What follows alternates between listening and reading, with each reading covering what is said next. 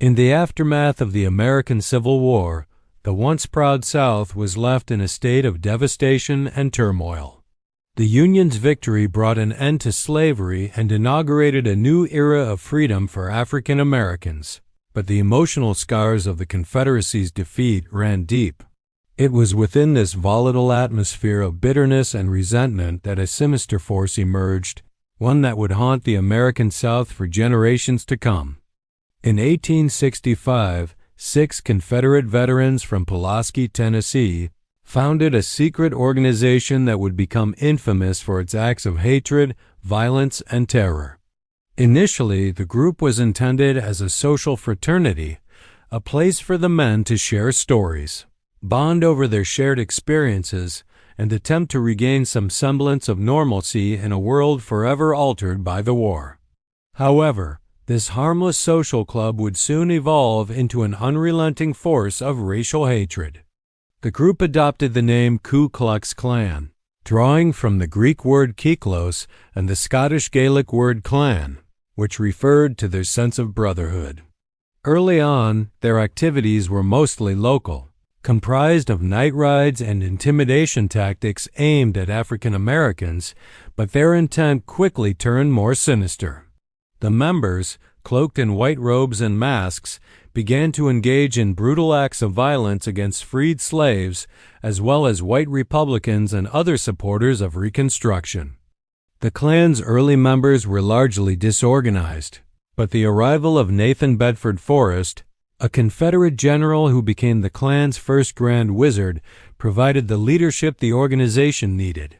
Under Forrest's command, the Klan transitioned from a loosely affiliated group to a politically motivated force with a singular goal: to restore white supremacy in the South. Forrest's charismatic leadership helped to rally others to the cause, and the Klan's violence escalated. Under his direction, the Klan committed numerous acts of brutality, including lynchings and bombings, aimed at suppressing African American participation in politics and ensuring the continuation of white dominance. Despite his crucial role in the Klan's early formation, Forrest would later distance himself from the group, citing its increasingly violent actions. However, the damage had already been done. The Ku Klux Klan had become synonymous with fear and terror. As the first wave of the Ku Klux Klan began to recede in the late 1860s and early 1870s, the federal government took action to curb the Klan's influence. The Ku Klux Klan Acts of 1870 and 1871, also known as the Enforcement Acts, were introduced to dismantle the Klan and protect African Americans from its violence. These laws empowered the federal government to prosecute Klan members and restrict their activities, leading to the arrests of hundreds of Klan members across the South. The Klan, however, was far from finished. Though its violence decreased during the 1870s due to federal intervention, it was not eradicated. Over the next several decades, the organization would resurface in new forms. By the early 20th century, the second wave of the Ku Klux Klan emerged, taking advantage of a rapidly changing America. One of the catalysts for this resurgence was the 1915 film The Birth of a Nation. This film, which portrayed the Klan as heroic figures defending Southern society, glorified their actions and led to a revival of the group's popularity. The film's release was controversial, yet it had a profound impact on the public's perception of the Klan, leading to an increase in membership and activity. Under the leadership of William Joseph Simmons, a former Methodist minister, the second wave of the Ku Klux Klan reached its zenith in the 1920s.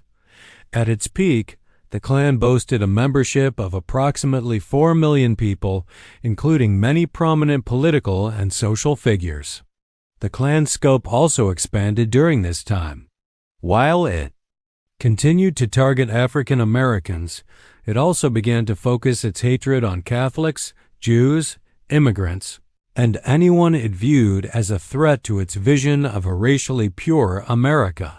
During this second wave, The Klan exerted a significant influence on American politics, especially in the Midwest and South. Klan-backed candidates won elections in several states, and the Klan became a force to be reckoned with in local and state governments. However, internal corruption, scandal, and the eventual public backlash against its violent tactics led to a decline in influence by the late 1920s.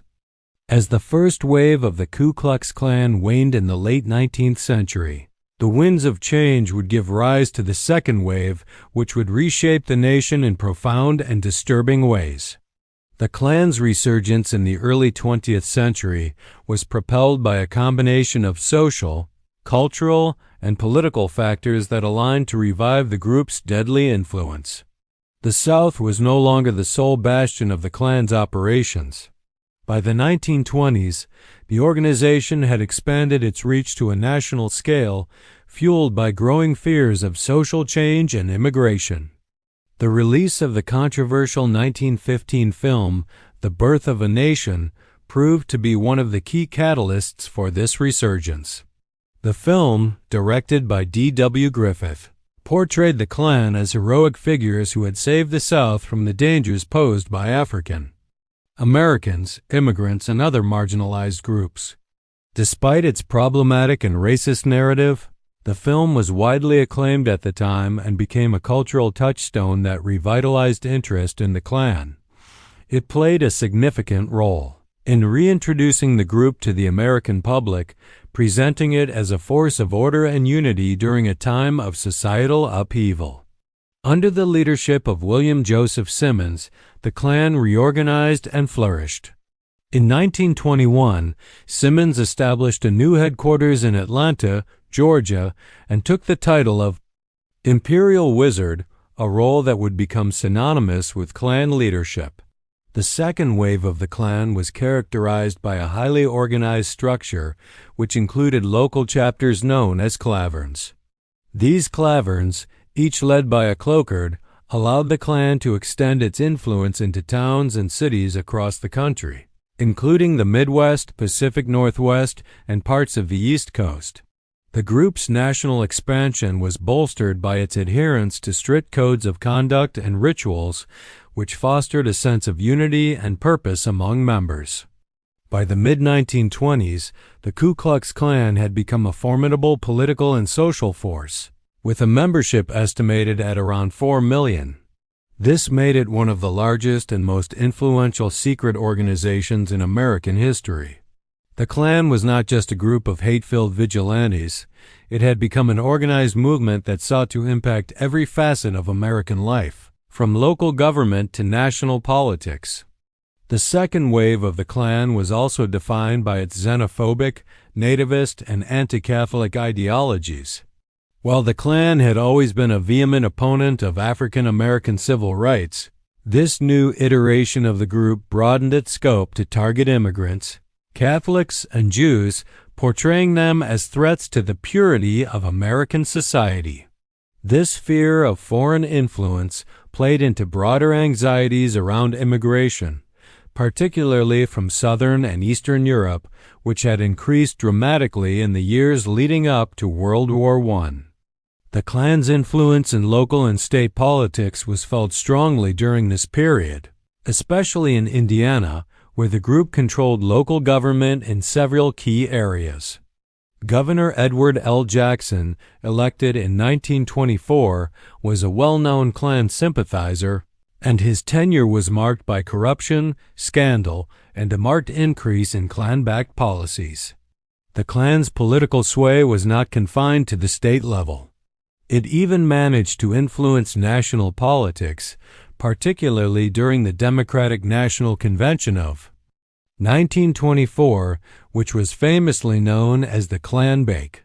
Although the Klan failed to secure its preferred candidate, William Gibbs McAdoo, the event exposed the extent to which the organization had penetrated the political establishment. However, the Klan's golden age would not last forever. The group's violent tendencies, internal corruption, and increasingly controversial actions led to its decline by the end of the 1920s. High-profile scandals, such as the conviction of D.C. Stevenson, the Grand Dragon of the Indiana Klan, for the abduction and murder of a young woman, tarnished the Klan's reputation and caused many members to distance themselves from the group. The loss of political influence, coupled with legal and public backlash, marked the beginning of the Klan's gradual dissolution. Despite this decline, the Ku Klux Klan's ideology continued to permeate parts of American society, waiting for the next opportunity to rise again. As the second wave of the Ku Klux Klan began to recede in the late 1920s, the nation underwent a dramatic transformation. The Great Depression, World War II, and changing cultural norms led to a period of political and social upheaval. By the 1950s and 1960s, the civil rights movement had emerged as a powerful force seeking to dismantle racial segregation and secure equality for African Americans. The Klan, ever vigilant in its pursuit of white supremacy, reared its ugly head once again, this time with renewed venom and violence. The third wave of the Ku Klux Klan began as a reactionary force to the growing demands for civil rights. The Klan viewed the strides made by African Americans in gaining equal rights as a direct challenge to their ideology. At its core, the third wave of the Klan sought to resist and undermine the progress being made in the fight for racial equality. Fueled by hatred and fear, they employed brutal methods of intimidation and violence to assert their dominance over African Americans and those advocating for racial justice. The 1960s, a time marked by intense racial tension and protests, witnessed some of the most horrific and violent actions perpetrated by the Klan. Bombings, lynchings, and brutal attacks on activists became the hallmark of their campaign against the civil rights movement.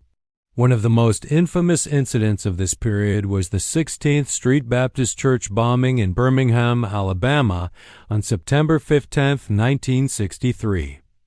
This act of terrorism, which killed 4 African American girls, shocked the nation and galvanized the push for federal civil rights legislation. The Klan's terror tactics were not limited to bombings. The group also employed a systematic campaign of intimidation, often targeting activists, voters, and anyone who dared to challenge the status quo. They aimed to create an atmosphere of fear that would suppress the efforts of civil rights activists and maintain the racial hierarchy they had fought so long to preserve. During this period, Robert Shelton, leader of the United Klans of America, emerged as one of the most infamous figures in the Klan's third wave. Under Shelton's leadership, the Klan waged an unrelenting war against the civil rights movement, attacking activists, organizing protests, and even assassinating those who fought for justice. Shelton's leadership marked the peak of the third wave's violence, but it also exposed the deep corruption and brutality at the heart of the organization.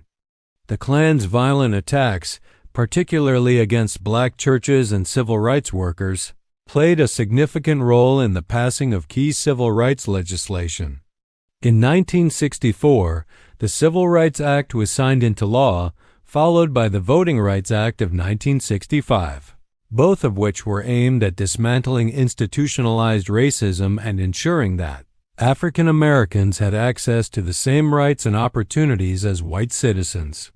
Despite these landmark victories, the Ku Klux Klan refused to relent.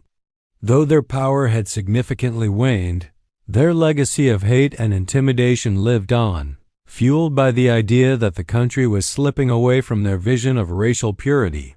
In the 1960s, another pivotal event occurred that exposed the Klan's continued grip on the nation's racial fabric. In 1965, the murder of James Reeb, a white civil rights activist in Selma, Alabama, drew nationwide attention to the Klan's ongoing reign of terror. The murder of Reeb, which occurred in the aftermath of a peaceful protest, sent shockwaves through the civil rights community and the American public. It revealed the Klan's violent response to any form of resistance against their ideology.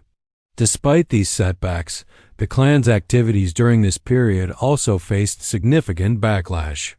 Public outrage over their actions led to increased scrutiny, with federal investigations becoming more aggressive in their efforts to dismantle the organization. The Klan's actions in the 1960s set the stage for the ongoing legal and societal challenges they would face in the coming decades. The Klan's third wave didn't just impact African Americans. It targeted anyone who didn't conform to their narrow, racist vision of America. As the civil rights movement progressed, the Klan's hate broadened to include immigrants, Catholics, and Jews. However, it was their unrelenting hostility towards African Americans and civil rights activists that cemented their legacy as one of the most destructive hate groups in modern American history. Though the third wave of the Klan began to lose steam in the late 1960s, its influence continued to cast a shadow over the nation. In the 1970s, the Klan's power began to fragment, with the organization splintering into several factions. Despite their reduced presence, the group remained a symbol of intolerance and racial hatred, refusing to relinquish its hold on the cultural and political landscape of America. By the late 20th century, the Klan had become a shadow of its former self. Internal conflict, public outrage, and the legal pressures from civil rights organizations and the government severely weakened the organization. The Southern Poverty Law Center played a critical role in exposing the Klan's activities and using legal action to bankrupt and dismantle Klan organizations. One significant victory was the 1987 lawsuit that resulted in the bankruptcy of the United Klans of America, a major blow to the Klan's financial and operational capabilities. While the Klan's public presence has significantly diminished in recent years, the ideology it espouses continues to linger. Fringe factions still exist, and some extremist groups continue to espouse the same racial hatred that the Klan did.